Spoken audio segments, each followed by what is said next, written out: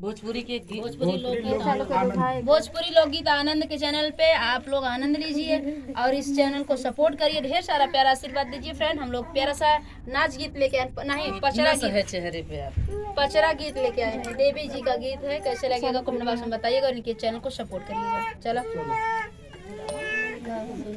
कवन मैया चुनरी ओढ़े, कवन मैया पियरी हो, कवन मैया ना हो, कवन मैया ना करई सोरा हो सिंगरवा हो, कवन मैया ना करई सोरा हो सिंगरवा हो, कवन मैया ना। दुर्गा मैया चुनरी ओढ़े, काली मैया पियरी हो, शीतल मैया ना हो, शीतल मैया ना करई सोरा हो सिंगरवा हो, शीतल मैया ना करई सोरा हो सिंगरवा हो, शीतल मैया ना। कवन मैया शेर चढ़ाए, कवन मैया हथिया हो, कवन मैया ना हो, कवन मैया ना करई गदा सवरिया हो, कवन मैया ना करई गदा सवरिया हो, कवन मैया ना।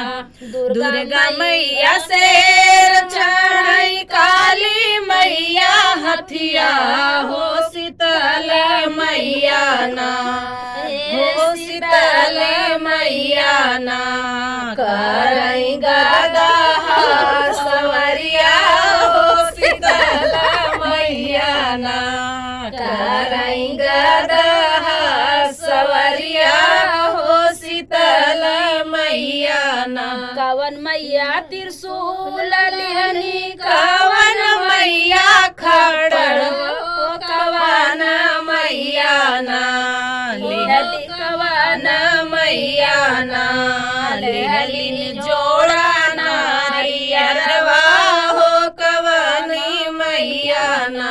दुर्गा मैया त्रिशूल लेहनी, काली मैया खपर हो, शीतल मैया ना जोड़ा नारियर लिहली हो, शीतल मैया ना।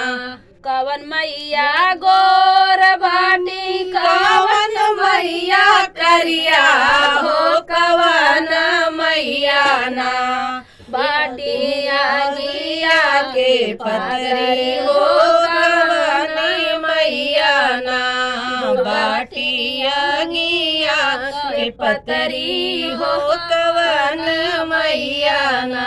दुर्गा मैया गोर बाटी, काली मैया करिया हो, शीतल मैया ना बाटिया गिया के पतरी हो, शीतल मैया ना बाटिया गिया से पतरी हो, शीतल मैया ना।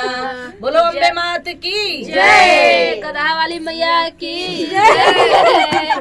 भैंसो रहा ना, नहीं हाथी वाली मैया की। हाथी कौन सवारी कर रहा है?